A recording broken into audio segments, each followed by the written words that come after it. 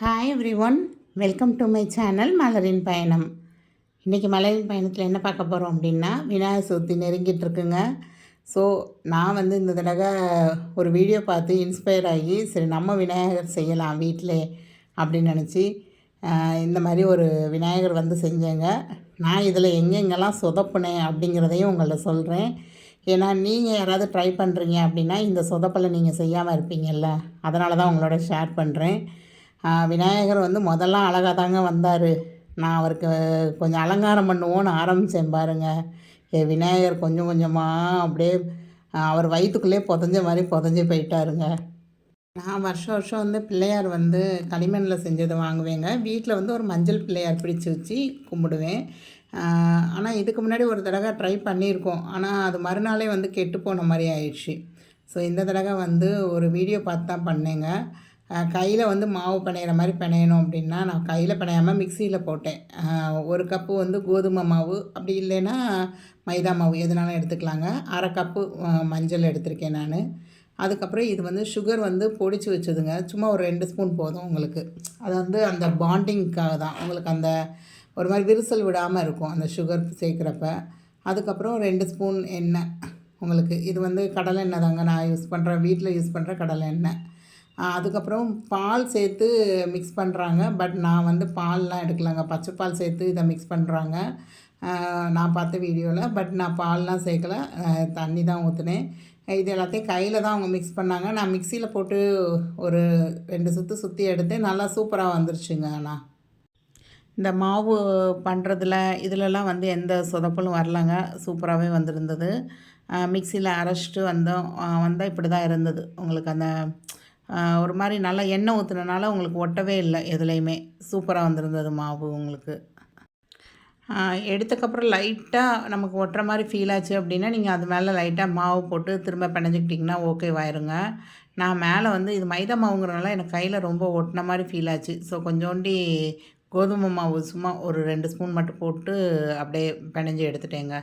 சூப்பராக வந்துருந்துச்சு மாவு. இந்த மாவை ஒரு 1 ஹவர் நம்ம அப்படியே ஒரு பாலித்தீன் ஷீட் போட்டு மூடியோ இல்லை ஒரு பாத்திரத்தை போட்டு கவுத்தியோ நீங்கள் ஊற வச்சுருங்க.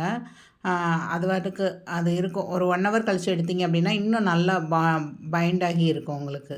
நான் இந்த வரலட்சுமி பூஜையை ஒட்டியே சின்ன சின்னதாக நெக்லஸ்ஸு, அப்புறம் ஒரு சின்ன கிரீடம், அந்த மாதிரி கம்மல், இதெல்லாம் நிறைய சாமிக்காக வாங்கியிருந்ததுங்க. ஸோ அதில் பிள்ளையாருக்குன்னு ஒரு ட்ரெஸ்லாம் வாங்கி வச்சுருந்தேன் நான். ஸோ அந்த ட்ரெஸ்ஸை வச்சு நம்ம எப்படியாவது இந்த பிள்ளையாருக்கு போட்டுடலாம் அப்படிங்கிற மாதிரி ஒரு ஐடியாலாம் வச்சுருந்தேன் நான். இதை ஊற வச்சிட்டேன். ஊற வச்ச வரைக்கும் எனக்கு எந்த இதுவும் இல்லை, சூப்பராக வந்திருந்தது. 1 ஹவர் கழித்து திரும்ப எடுத்துகிட்டு சின்ன சின்ன பால்ஸாக உருட்டிக்கிட்டேங்க. அதாவது கைக்கு 2, காலுக்கு 2, அதுக்கப்புறம் காதுக்கு 2, அந்தந்த சைஸில் சின்ன சின்ன பால்ஸாக நான் உருட்டி வச்சுட்டேன் உங்களுக்கு பிளேட்டில். வயிற்றுக்கு நல்லா பெரிய பாலாக ஒன்று, தலைக்கு ஒரு பால், அந்த மாதிரி பால்ஸ் நான் உருட்டி வச்சிட்டேன் உங்களுக்கு. எங்கள் கீரைலாம் இல்லாமல் சூப்பராக உருட்டி வச்சாச்சு. நெக்ஸ்ட்டு இந்த மாதிரி ஒரு பிளாஸ்டிக் ஷீட்டில் லைட்டாக எண்ணெய் ஊற்றிக்கிட்டேங்க. அதுக்கப்புறம் அந்த கீழே மேடை மாதிரி செய்கிறதுக்கு ஒரு ரவுண்டை ப்ரெஸ் பண்ணேன். இதை வச்சு ப்ரெஸ் பண்ணுறப்ப நமக்கு அந்த மனம் மாதிரி சூப்பராக அழகாக வரும் அப்படின்னு. பட் ஆனால் அது டம்ளரோட ஒட்டிக்கிச்சு அப்போ அந்த டம்ளருக்கு கீழே லைட்டாக எண்ணெய் வச்சுட்டு நீங்கள் இந்த மாதிரி ஒட்டி வச்சு எடுத்தீங்க அப்படின்னா அது ஒட்டலைங்க, சூப்பராக வந்துருந்துச்சு. அதுக்கப்புறம் கால் 2க்கும் உருட்டி கால் வைக்கிறது, அதுக்கப்புறம் கை வைக்கிறது, இந்த மாதிரி எல்லாமே சூப்பராக வந்துக்கிட்டே இருந்ததுங்க. ரொம்ப அழகாக வந்துக்கிட்டே இருந்தது. எனக்கே என் பிள்ளையரை பார்த்து கண்ணு வச்சிட்டேன்னா பார்த்துக்கோங்களேன், அந்த அளவுக்கு எனக்கு அழகாக இருந்தது. ரொம்ப திருப்தியாக இருந்தது எனக்கு. சின்ன வயசுலேருந்தே எனக்கு முருகன்கிறது அம்மா எந்நேரம் முருகன் கோயில், முருகன் அப்படின்னு நிறையா வழிபடுவாங்க. ஸோ அம்மாவால் தான் எனக்கு முருகன் மேலே ஒரு ஈடுபாடு வந்ததுன்னு சொல்லலாம். பட்டு எனக்கே பிள்ளையாருங்கிறது எனக்கு எப்பயுமே ஒரு ஒரு ஈர்ப்பு இருக்க தாங்க செய்யும். நான் காலேஜெலாம் படிச்சுட்ருக்கப்ப, காலேஜில் ஒர்க் பண்ணப்போ அப்படிலாம் இருக்கப்போ அந்த மார்கழி மாதம் காலையில் நம்ம வேகமாக எழுந்திரிச்சி ஒரு 4:35க்குலாம் எழுந்திரிச்சி நல்லா பெரிய கோலம் போடுவேன். கலர் கோலம் போட்டு பக்கத்தில் அந்த பிள்ளையார் கோயிலுக்கு தான் போயிட்டு வருவேன். ஸோ என்ன எனக்கு ஒரு நேர்த்திக்கடன்னாலும் நான் 10th எனக்கு நிறையா நான் என்ன நினச்சிக்கிட்டேனாலும் அது பிள்ளையாருக்கு தான் செய்வேன். அருகம்புல் வாங்கி வைக்கிறது, பிள்ளையாருக்கு போய் விளக்கு போடுறது, பிள்ளையாருக்கு போய் பால் அபிஷேகம் பண்ணுறது அப்படின்னு சொல்லி பார்த்திங்கன்னா நான் நிறையா விநாயகருக்கு தான் செஞ்சுருப்பேன். ஏதாவது ஒன்று அச்சீவ் பண்ணிட்டேன் அப்படின்னா உடனே வேண்டிக்கிறது வந்து விநாயகருக்கு தான் வேண்டுவேன். அப்புறம் காலப்போக்கில அம்மா கூட சேர்ந்து அதுக்கப்புறம் முருகன் கோயிலுக்கு வந்து நடந்து போகிறது அந்த மாதிரிலாம் இருப்பேன். ஸோ ஃபஸ்ட்டு வந்து எனக்கு பிள்ளையார் தான். ஸோ எங்கள் வீட்டில் வந்து என்னோடய தம்பி வந்து விக்னேஷ். அதுவே வந்து எனக்கு ஒரு விநாயகர் பேர் தான். ஸோ எனக்கு ஒரு சப்போர்ட்டிவாக அப்பா அப்பா அப்பா வந்து அப்பா பேர் வந்து பழனிவேல். அப்பா வந்து ஒரு முருகனோட பேர் இருக்கும். தம்பிக்கு வந்து பிள்ளையாரோட பேர். அதுக்கப்புறம் கல்யாணம் பண்ணது வந்து என் ஹஸ்பண்டோட பேர் கணேஷ்குமார். ஸோ இந்த பிள்ளையாரோட சேர்ந்த இது வந்து எனக்கு என்னமோ எனக்கு பக்கத்துலேயே இருக்கிற மாதிரி ஒரு ஃபீல் ஆகும். ஸோ என் ஹஸ்பண்டும் வந்து என்னை நல்லா பார்த்துக்கிறது, செஞ்சுக்கிறது, இது எல்லாமே வந்து அந்த பிள்ளையாரை நான் வேண்டி பண்ணதுனால எனக்கு அந்த பிள்ளையாரே வந்து வரம் கொடுத்த மாதிரி தான் நினப்பேன் நான். என்னோடய ஹஸ்பண்ட் வந்து எனக்கு ரொம்ப சப்போர்ட்டிவாக இருப்பாங்க. ஸோ நான் இந்த பிள்ளையாருக்கும் எனக்கும் ஒரு பெரிய பாண்டிங் இருக்குன்னே சொல்லலாம் நீங்கள். என்னோடய ஹஸ்பண்ட் வந்து ஒரு விநாயகர் சதுர்த்தி அன்னைக்கு பிறந்தனால எங்கள் அத்தை வந்து விநாயகர் பேர் வச்சதா எங்கள் அத்தை சொல்லுவாங்க. இந்த தடவையும் விநாயகர் சதுர்த்தி என் ஹஸ்பண்ட் பர்த்டேவும் ஓரளவுக்கு நெருக்கமாக தான் வருது. நான் வந்து இந்த பிள்ளையார் செஞ்சிட்ருக்கப்பவே வந்து ரொம்ப ரசித்து ரசித்து செஞ்சுட்ருந்தேங்க. ரொம்ப அழகா வந்தார். அப்படியே ரொம்ப அழகா க்யூட்டாக ரொம்ப அழகாகவே வந்தாங்க. நான் என்ன ஒரு தப்பு பண்ணேன் அப்படின்னா, அலங்காரம் பண்ணுறேன்னு சொல்லிட்டு அந்த கிரீடத்தை தூக்கி தலையில் வச்சேங்க சாமிக்கு.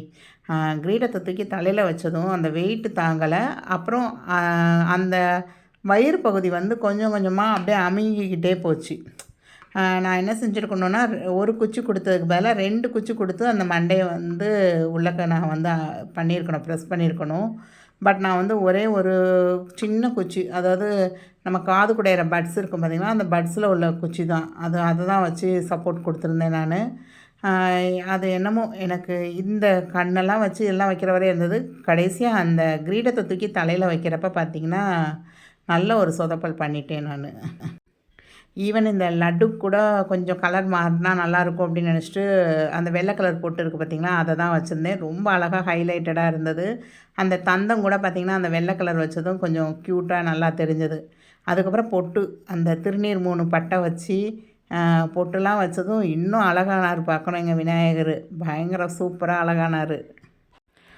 ஸ்கூல் டேஸ்லேருந்தே வந்து நான் 10th 12th அதெல்லாம் படிக்கும் போதுலலாம் வந்து விநாயகர் அகவல் அது வந்து பாடுவேங்க. மனப்பாடமாக அது அப்படியே காலப்போக்கில் அப்படியே மனப்பாடமாக தெரிகிற மாதிரி ஆயிடுச்சு. அதே மாதிரி கந்தசஷ்டி கவசமும் பாடுவேன்.